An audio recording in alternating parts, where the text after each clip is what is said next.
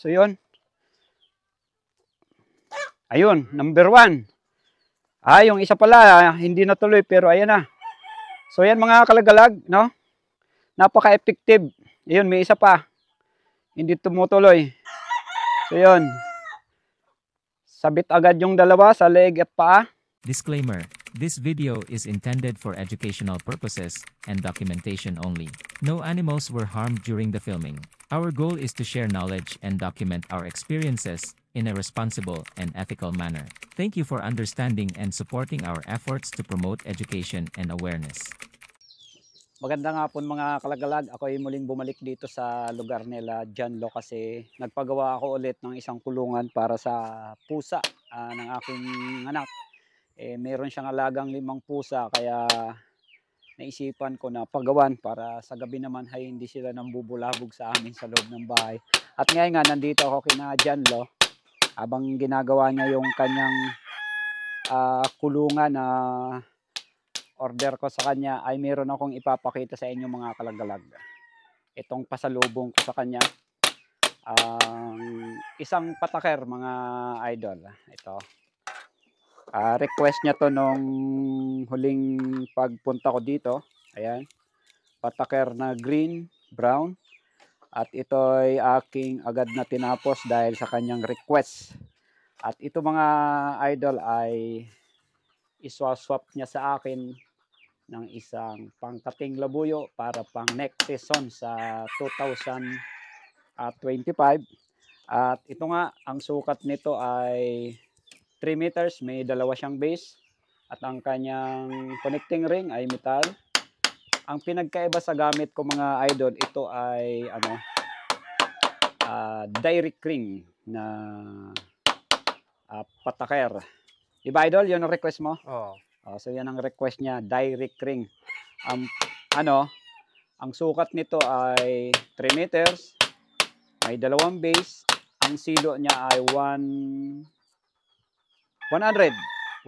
ang silo nito. 100 mm at wala nga siyang ring. Ang pinagkaiba dito sa gamit ko, ito ang aking gamit mga idol, personal, kulay brown. Ito naman ang sukat nito ay 3 meters, may dalawang base, may metal din, with ring na tanso. Ang silo nito ay 4 inches ang laki. At itong ginawa ko sa kanya ay 3.5. At ang pinagkaiba pa nito, itong 3 meters niyang direct ring ay 38 ang silo. Ito naman sa akin ay 32. So ito ay amin ang inano nung nakaraan ni John Lo. Tinistingan namin dito sa bahay niya. Talagang effective. Yung mga alaga niyang manok, inano namin, itry namin na padaanin dito. Yun nga, sure ball. At kaya effective itong isa na to. At iwan ko lang, itong direct ring kung madulas ba to, pag ito ay nasagi ng labuyo, matatry to ni John Lo bukas kung gagamitin niya. At mamaya mga kalagalag ay ipapakita sa akin ni John Lo yung kanyang kate. Mistiso idol? Medyo mistiso na. Ayun, medyo mistiso na daw yung kanyang kate dyan. At syempre naman, kursonada ko kaya madalian lang. Ginawaan ko siya ng ganitong pataker na green-brown, 3 meters at 3.5 ang kanyang silo. So, mamaya mga kalagalag ay makikita nyo yung kate kung maganda ba o talagang pwede siya. Sinyalado ba idol? Sinyalado yun. Ayun, sinyalado. At meron din akong dala mga kalagalag ng pangontra sa kagat ng mga insekto sa gubat, mga pukyutan, ahas. Ito ay bigay sa akin ni Tres Narbato ng Karamuan, Camarines Sur. Nagdala ko nito mga idol kasi yung tatay ni John Lo ay gustong humingi dahil nga madalas siyang magkati dito din sa kanilang lugar para daw kung inkaso na may kumagat o anumang klase ng hayop sa gubat ay meron siyang pangkontra. At ito nga ay lagi kong dala kapag ako'y mag-hunting. Andyan dito lang sa bote ng aking itak. para nga pangontra kung sakali tayo ay makagat, matuklaw ng mga makabandag na hayop sa gubat. Mamaya mga kalagalag ay abangan nyo yung pagsisit up namin ito para itry namin ni John Lo kung ito ba ay epektibo ang 3.5 na laki ng silo ng direct ring na patakir na to. So yan mga idol, mamaya papakita niya sa atin ni John Lo yung ating labuyo, swak doon sa aking patakir after nitong matapos sa paggawa niya ng kulungan ng pusa na aking iuuwi pa doon sa Legazpi City. Yan mga kalagalag, dala ni John yung ano niya, yung kate na iswasop niya dito sa aking patakir. So ito, mamaya set up namin kung ano ang standing ng direct ring na patakir. At ito yung yung iswasop niya sa akin na pangkate. Bata pa no? Oo, bata pa yan. 8 months? Oo. Wala pa tong 1 taon. So maganda. Alin ba siya sabi mong dito? Ito yung niya, baluktot na kuko. Kuko. So napakaganda mga kalaglag na so napakaganda mga idol na pangkat ito sa next season. Kaya kursunada ko rin. Kaya itong patakir niyang green, brown ay set up niya para makita natin yung niya, sistema. So yan, set up natin mga kalagalag. Sentay nila.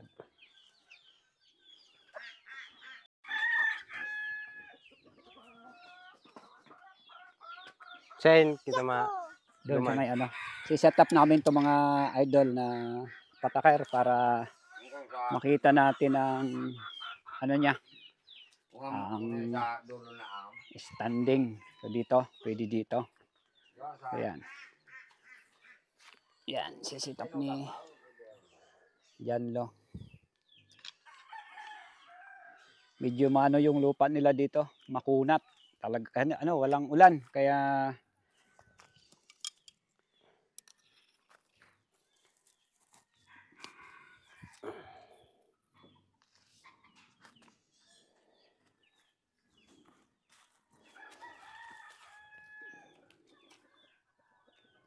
yan mga lodi ang ating patakir na 150, 100.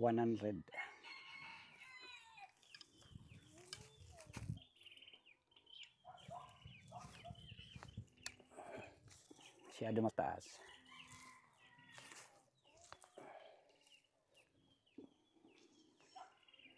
Hilot-hilot lang yan.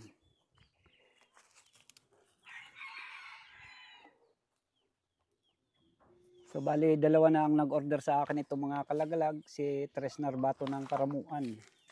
Kamsor din ay nagpagawa rin sa akin itong patakir na green brown direct din patakir na green brown direct. So yan mga idol, pakita ko sa inyo yung pakagawa ng direct ring niya.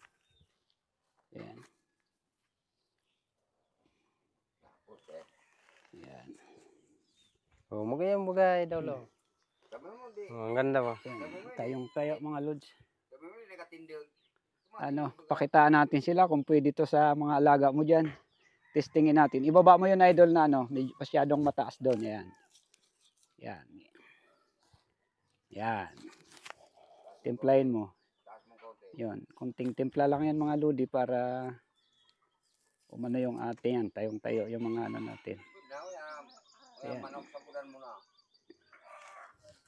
At tayo'y magtatawag ng mga alaga nilang manok dito.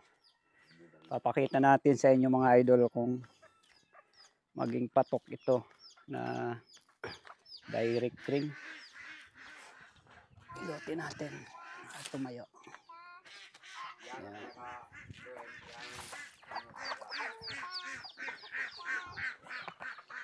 So yan si Jan.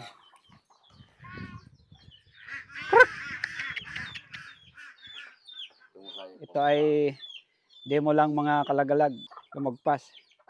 Yun. Ayan yung isang Ayan. So yan mga kalagalag. Ayan. Yun, nakita natin, sumabit agad yung isa na sarab. Tatanggalin na ni Janlo. Tanggalin mo, idol. So, ayun, tinatanggal niya yung ano, yung nahuli. Yun. Approve ba, idol, yung order mo ah? Oo, ang ganda ba. Ayun mga kalagalag, no? Yung sample lang natin yun para kung sakali labuyo na yung ano, dumaan dyan ay kung medyo mataas-taas yung setup natin. So yan, makita natin yung mga alaga nila dito, ang dami. May itik, pato, may baboy, ayan, baboy native.